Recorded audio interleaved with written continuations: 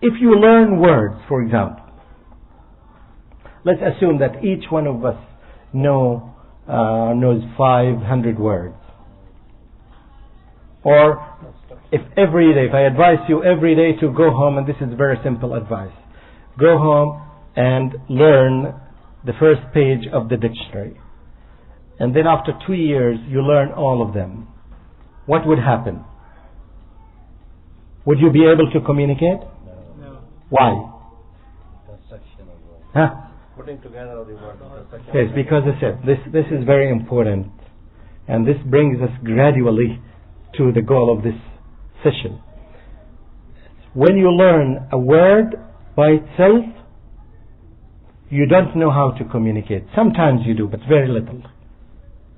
Sometimes it's very dangerous. How many of you know the word sayyara? Car. MashaAllah. Sheikh Walid, what's the meaning of sayyara? He said caravan. So there's the word in the Quran that says sayyara. So I'm sure that all of you know Arabic, so you would say that sayyara is a car. And I'm sure at the time of Yusuf alayhi salam, there were no cars. Do you see the trick? Do you see what happened? What happened is that words in isolation are meaningless. Sometimes they have meaning. And that's why Sheikh Walid understood my intention. Words do not have complete meanings unless they are in a context, in a structure. And this is the first lesson for you. Learn a word in a structure. Learn a word in a structure. Learn a word in a sentence. When you want to learn a word and learn it in a sentence. Okay. When you learn a word like Rasul, all of us know the meaning of Rasul, right? Okay. Can you put it in a sentence? I'm sure that all of you would be able to do this. Rasul, who can put it in a sentence? Muhammad Rasulullah. Why? Because it's most common. He heard it millions of times listening to the adhan and while praying, doing all this. Okay. What do we learn from here? Okay, we learn that a word is learned in a context, in a sentence. Okay, the second thing is what? Using it repetitively. You need to use it. It's the language. A language is a skill. I would tell you something very strange that may sound to you very strange. Okay. Do you know anyone who used to read your native language and then after some time he was unable to read? No? Are you sure? Do you know anyone who learned how to read a language, how to read it by the eye? And then after some time, he went away to a different country or to a village or to a desert, or he was lost somewhere, or he lived with Tarzan. Do you know Tarzan? Yeah. Sometime in his lifetime, and came back. Yeah. After 10 years. Can he read the language again? Yes? No.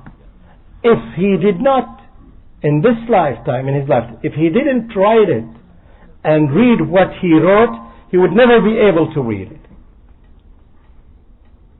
Believe me, I'm talking science now. I'm talking facts.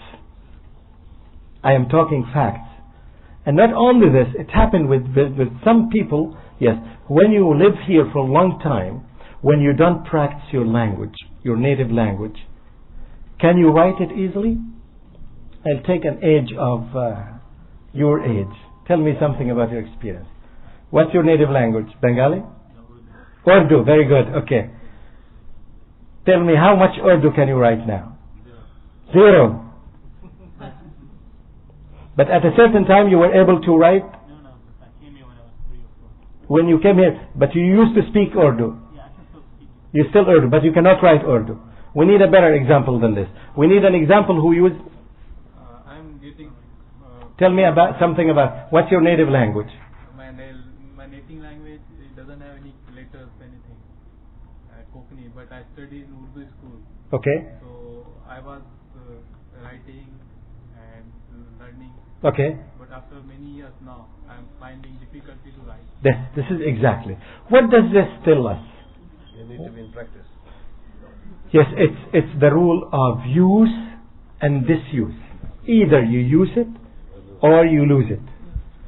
Use or lose. If you at a certain time know something and a skill, I'm talking about skill, and this goes back to the definition of the language, it has some skills. It has some skills and some knowledge.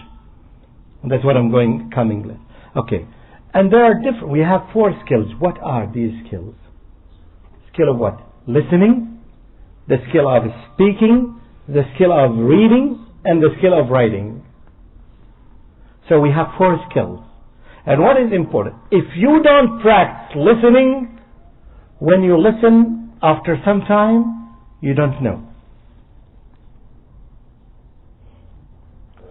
If you speak for some time and then you are kept away from speaking for a long time, you have difficulty in speaking. And the same thing applies to reading, and the same thing applies to writing. We have 4 different skills. Each one of them, when you work on it, you can master it. I'll tell you about the nation of Prophet Muhammad sallallahu alaihi wasallam. The Arabs at the time of Prophet Muhammad sallallahu alaihi wasallam, they used to what? To perfect the 2 first skills. They were illiterate. They didn't know how to read, how to write. But they knew how to listen and how to speak. And they were very eloquent. They didn't know how to read and how to write. And this, in fact, confirms the fact I'm talking about. There are 4 different skills. Each one is a skill by itself. So listening to the language and understanding does not guarantee by any means that you can speak the language. Exactly like the kids. When they are 1 year old, they listen to the language. They listen to the language. But physically speaking, they are unable to speak. Right? And then when they are able to speak, they speak. But speaking the language does not mean that they will read the language. They need another process, another training in order to be readers. Right? And reading the language does not guarantee that they will be able to write the language. What I'm saying is that we have 4 skills, and each skill needs training by itself.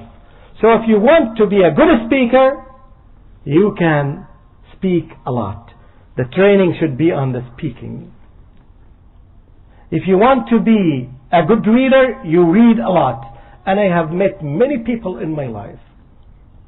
They read most of the Arabic books, and they cannot write or they cannot speak. Because they have been reading, but they didn't write and they didn't speak. I know a lot of scholars in Indonesia of the same type, and in Africa I assume that they're the same type. So they are 4 different skills. Each skill needs special training. This is one fact. The other fact is each skill has nothing to do with the other one.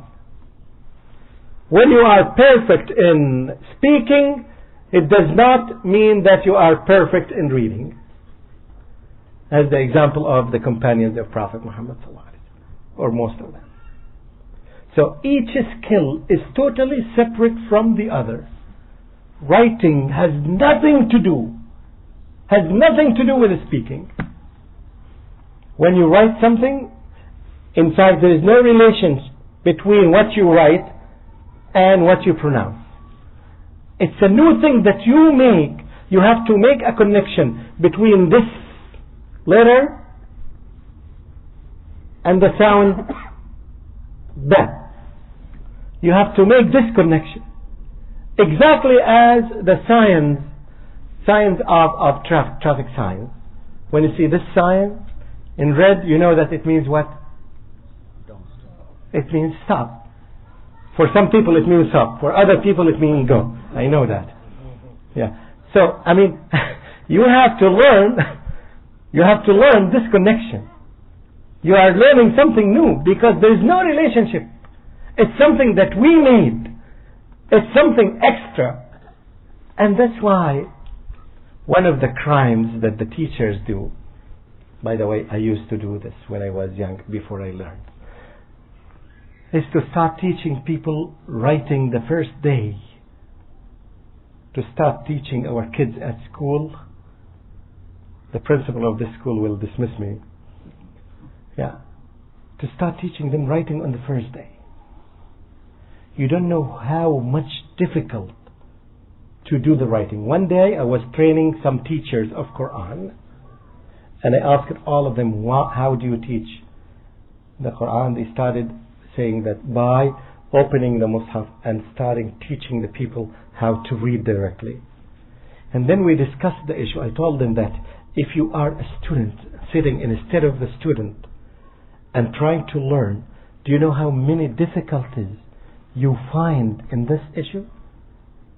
And we counted, me and them, all of us, counted 16 difficult issues that the kids find in when they learn how to read from the first day. 16 difficult issues. But teachers don't see them. One of the problems of teachers is that they do not know how to be students. When you teach, you have to know how to teach and how to learn. You have to think as if you are a student and see what are the difficulties that the students will find here, and you try to prevent these difficulties from happening before you start teaching them. And this is one of the difficulties, that we start teaching them the last skill, the skill of writing alphabet. In fact, we should not do this. Okay, so the fact is that we need to know that there are 4 skills, and each skill is separate from the others. We can have among us one of the best handwriters of Arabic, and as you know that some of them even don't know how to read. You find them in many ways. Those people who make calligraphy, they may not necessarily be Arabs, and they make very good calligraphy. And I'm sure Sheikh Walid probably knows some of them by name. They just draw. See what I'm saying? This has nothing to do with the language. They cannot speak a single word in Arabic, but they are very good calligraphers. They write calligraphy because it's a skill that has nothing to do with reading, with speaking, with listening. So you need to know this, and then we will come up with a question. Life is very short. What is our purpose of learning the language? Do you want to be as fluent as Abi Lahab? Do you want to speak Arabic very fluently? What is the purpose of you? What's your purpose of learning the language? That's what I'm saying. I think for all of you, and then one of you is reading and understanding the Quran. Anything that delays you from this message, put it aside. Make it a second priority. Make it a second priority. You can say, I want to be a good speaker and a good reader and a good writer. Yes, you can do this. But all these are different issues.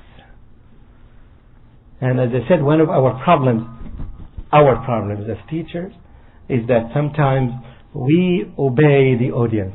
The audience want to do this, and that's what happened in many schools. This is one of the dilemmas of the Muslims in many schools. You go to a school and you find the teacher is trying to teach people, the students, the kids, how to read the Quran, and they don't understand anything. And you ask them, why are you doing this? Because their parents want to teach them how to read the Quran. Okay, now they read, but they don't understand. What is the use? What is the use if you read the language and you don't understand it? What is the use? As we defined it, now we define the language is what? Is a means of communication. You want to communicate with the book, you want to communicate with other people, you want to make a communication either in or out. You need to make a communication. But if you start reading without focusing on understanding, you will take hundreds of days and hundreds of years in order to achieve your goal. It's as if you are knocking here and you think that this is the door and the door is just here. Make it a vital lesson for you. Understanding is the core issue of any language. You want to understand the language because you want to understand the religion. So anything that keeps you away from this, and as we said that the word Rasul, Muhammadun Rasulullah, you understand and how you communicate with it. Whereas we went to the word Sayyara, probably we had some problems in communicating with each other when we gave this example. So understanding is the focus. When you learn, focus on the meaning. If you calculate the time that you spend in learning alphabet, how many years did it take you to learn alphabet? How many days? How many months? Up to now you are on the level of alphabet, right? I'm sure that you can read the alphabet better.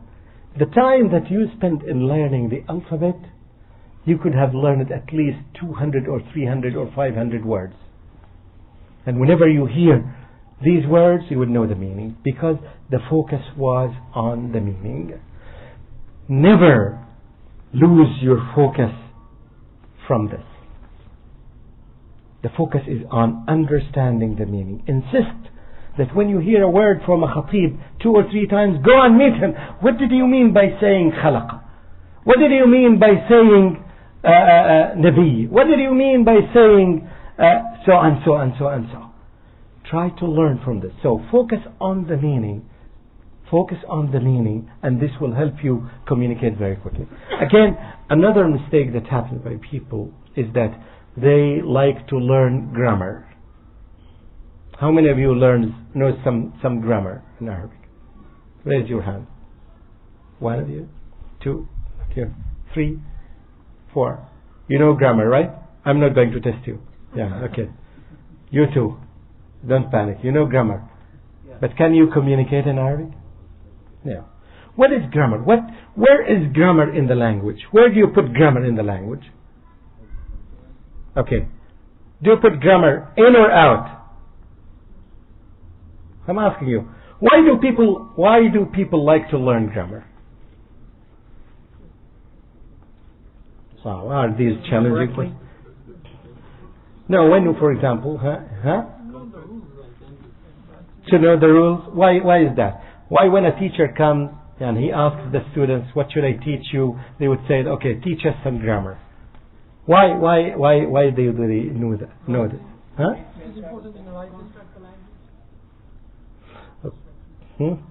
Why do they want? Word construction to have the proper meaning. They're not understood probably. I think one of the reasons is that when someone starts learning grammar, the first fruit he gets after one class, he can go and sit with another person and talks about the subject and the object and the mubtada and the khabar. Why? Because it's information. Grammar is information and knowledge.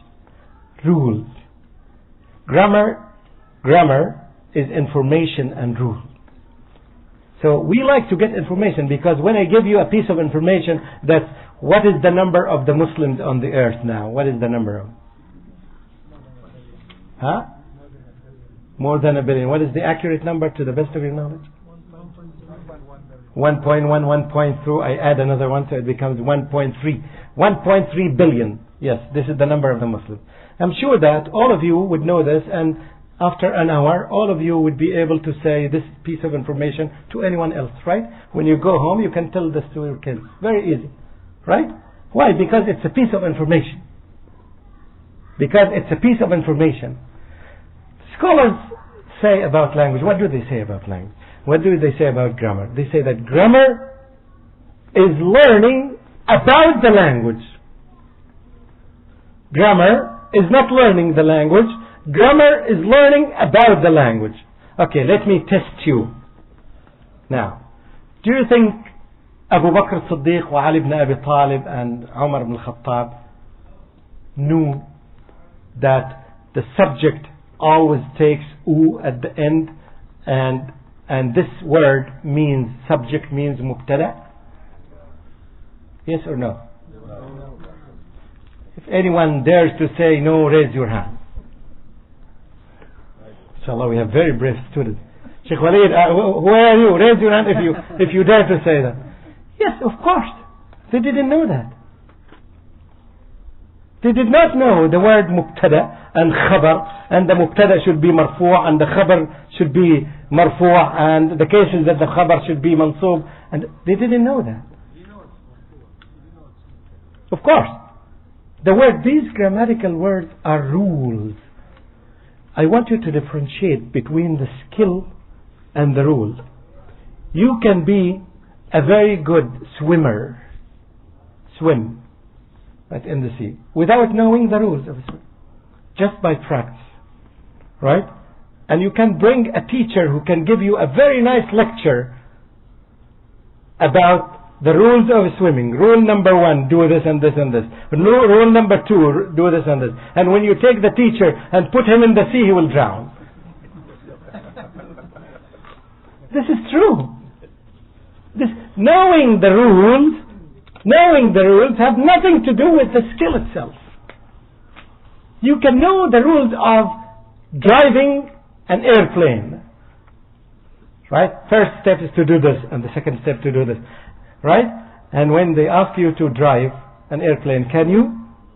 And you memorize them. You can memorize all of them, but you cannot do this job because it's a matter of what? A skill. So scholars say that grammar is learning about the language. It's not learning the language. It's learning some information about the language. In other words, instead of learning about the language, you need to learn what? You need to learn the language first, and then to learn about the language later on. Let me ask you another question. Yes. When did the Arabs start to write their grammar? How recent? When? At the time of Umar, at the time of Abu Bakr, at the time when? Huh? Before that or after that? Oh, but did the Arabs speak Arabic before that? They spoke Arabic, right?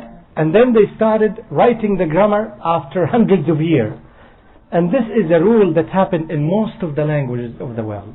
Not only that, there are many languages in the world now that have no grammar written. No written grammar.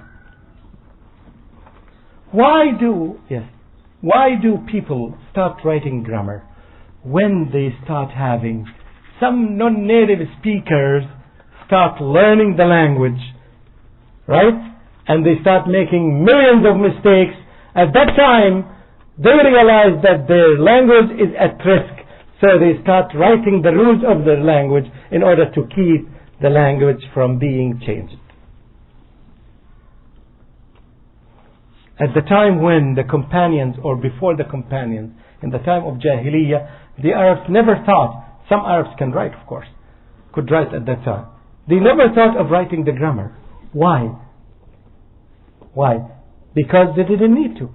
They are native speakers. They never make mistakes, and even if they make a mistake, another one would correct them. There is no way for them to make mistakes because there is not a single one who makes a mistake of them. It's something that you inherit. It's something that's inherited. When other people want to learn the language, they found difficulties. When the Arabs went to other Islamic countries to teach in Syria and in Egypt, to teach Islam, they found those people are making mistakes. And at that point, they decided to write grammar. Have you ever known these facts before? No. But these facts are very important because, as I said, some teachers may come to you and try to teach you grammar, and you are pleased because you want to go home and tell your wife that I learned something now and I can teach you this thing. And yes, because it's piece of information. So, when you learn grammar at the early stages, you don't need this at all. There's something called, scholars say it's functional grammar. That you know how to use the sentence in a structure. I can teach you a structure right now. Right? And you can follow this structure. For example, when you say that I am a student in Arabic. Right? Okay. I would say that Muhammadun talibun. Muhammadun talibun. Muhammadun is. The word is here, but it is dropped. The Arabs see is, but you don't see this is. It's invisible for you. Yes, if you know English, it's invisible. We don't write it, but we understand it. So this is the Muhammadun is, right? Talibun. Muhammadun talibun. The word is dropped. Alhamdulillah. Yeah. Muhammadun talibun. Muhammadun talibun. Can you say this, please? MashaAllah. Excellent students. Okay. Now let's change the word Muhammadun. Ibrahim. Ibrahim talibun. Aliyun. Aliyun talibun. Farid. Farid talibun. This is the way that you live. There is grammar here, but we don't tell you that this is mubtada and this is khabar and this is marfu'. No. You learn grammar by practice. It's called functional grammar. This is the way the Arabs spoke. They spoke the language without knowing that this is called mubtada and this is called khabar, and they didn't make mistakes. And that's what you are doing now. When you learn this. Now at least you learn a sentence which means Muhammadun talibun. Even if you don't know how to write it. I'm sure that most of you may not be able to write this, but you now know the meaning of Muhammadun talib. Okay, so going back to the mainstream of the lecture is that you need to focus on the message. You need to focus on the message. Inshallah. Okay. One of the things that we mentioned now, when we learned the language, we took us some time to listen. Stripteka. What did I say? What did I say? Take some time to... No, before that I mentioned the word. Huh? Huh? Huh? What's happening? What's happening here? I said it. I didn't say it quick. I said it exactly normal. But why didn't you catch it? First, you were not having attention. Second, there is not any relation between the topic and project. Probably. Very good. What else? There is not relationship. There is no meaning here. I said a word which is meaningless to you. That's why the words that have meaning stay in your mind longer. Okay, again, this has two meanings. What else? What is happening here? Okay, I'll say it again. Now everybody's giving me his ear. Yeah. Stripteka. No, don't say it. Can you say it, Sheikh? Striptaker. Striptaker? You added 3 letters. What did they say? Okay, what did they say? Scripteka? I didn't say scripteka. Okay, I'll say it again. Stripteka. Don't say it. Don't say it. Stripteka. Stripteka. Stripteka. Stripteka. Can you say it? Excellent. Say it. Excellent. Stripteka. MashaAllah. Excellent. Very good. What happened here? You listen to it many times. This is a rule in learning languages. Okay, see the difference. How many Muslims are on this earth nowadays? 1.3? Are you sure? Yeah. Why? I mean, all of you have made it correctly. Why? Because it's a piece of information. Whereas, when I said a word, you could not repeat it because it's not a piece of information. Do you see the difference between these two? When it is a piece of information, it's very easy to remember. It's knowledge. But when you learn language, you need some time to listen. You need to train your ear in order to help your tongue say it correctly. You cannot say it correctly without having adequate training for your ear. So this is rule number 2. Yes, you need to train yourself many times before you start even saying it. Every time you listen to the word 2 or 3 or 4 times. By the way, there is not a single word in the world, to the best of my knowledge, that's called striptease. Yeah, it's a new word that I invented, and I myself don't know what is the meaning of it. Yeah, it may be in somewhere in China they may have a meaning for this striptease, but anyway. So this is the language. It's a group of sounds.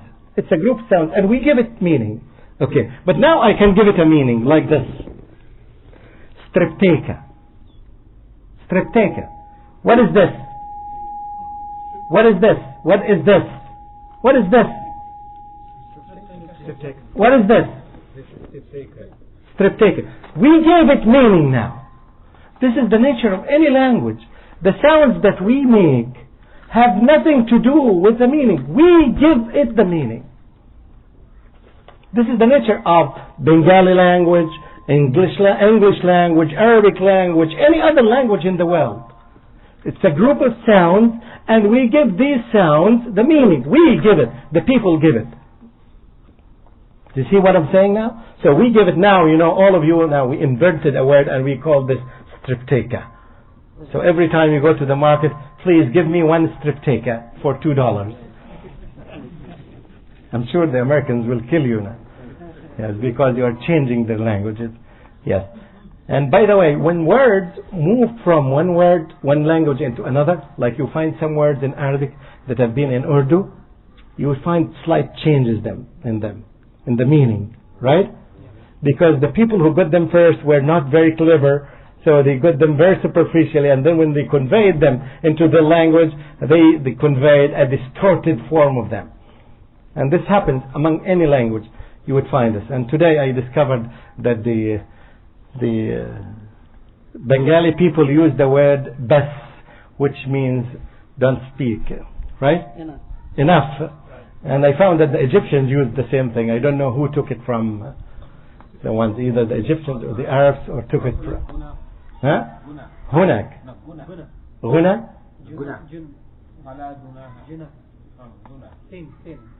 Thin? Junah. Okay, but this is the way it's converted. Junah, okay. Alhamdulillah, big change because of the sound. The sounds there are not the sounds there. Anyway, so this teaches us that we need to focus on listening. I mean, every time you listen more, you will be able to pronounce more.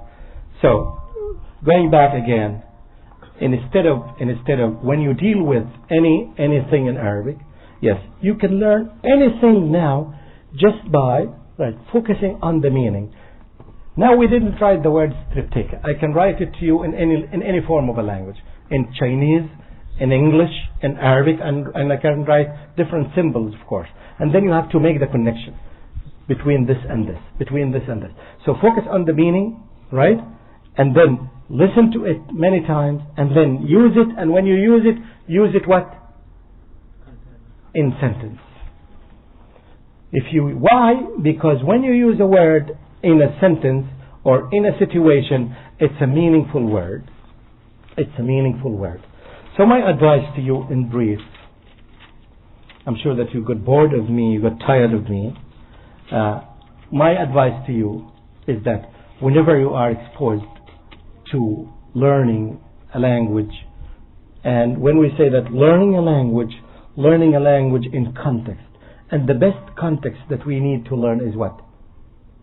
Quran. Is the Quran and the Sunnah. So instead of wasting our time learning things that are away from this, we can learn from the Quran. And this is one of the things that I'm going to teach to the brothers, to the Arabs, if they come inshallah, and after Asr, that to teach the other. For example, I'll give you some examples.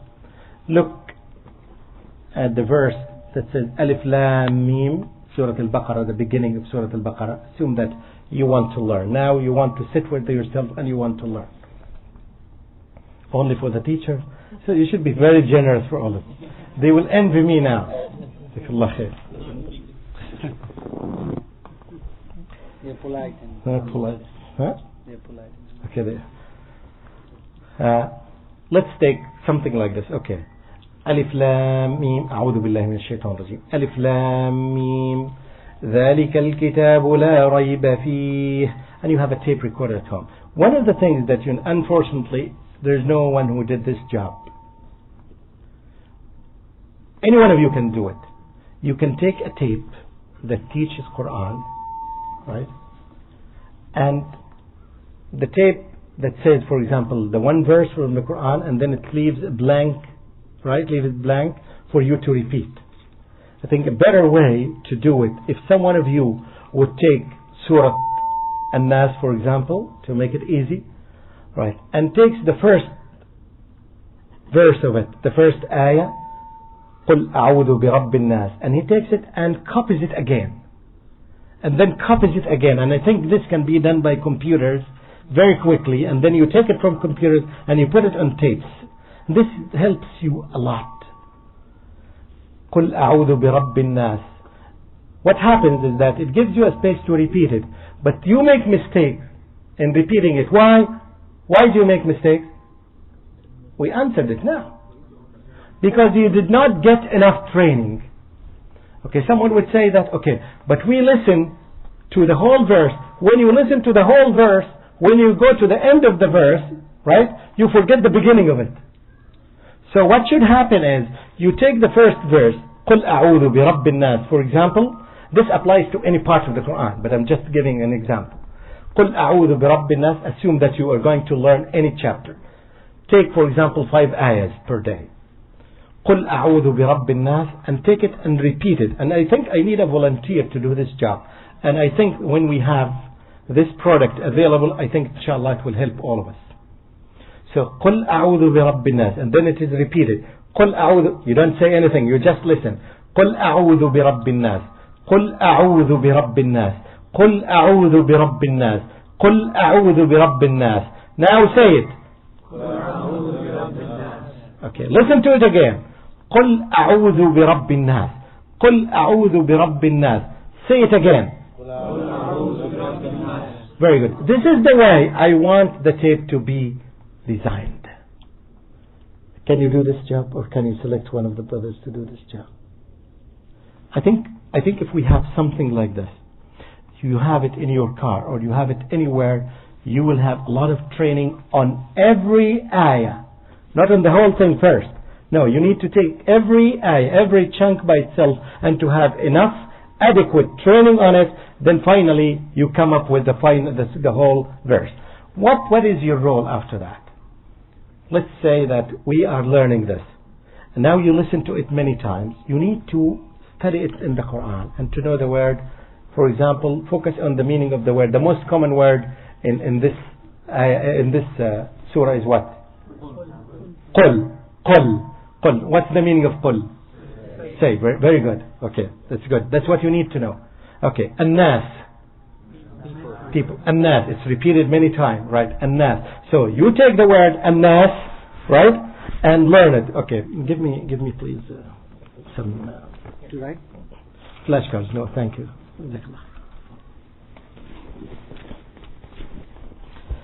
You have to be a student. I like those brothers who came with something to write. If you want to be a student, all the time you need to carry a pen and a paper to write. Yes, you need to do this. And there is a hadith by Prophet Muhammad ﷺ that means قَيِّدُ الْعِلْمَ بِالْكِتَابَةِ. Document knowledge by writing. Because we forget. So you need to work on this. Okay, there's something called flashcards. I'm sure that you know that. Where is that? Did you sell it? Please give me the strip taker. You got it right.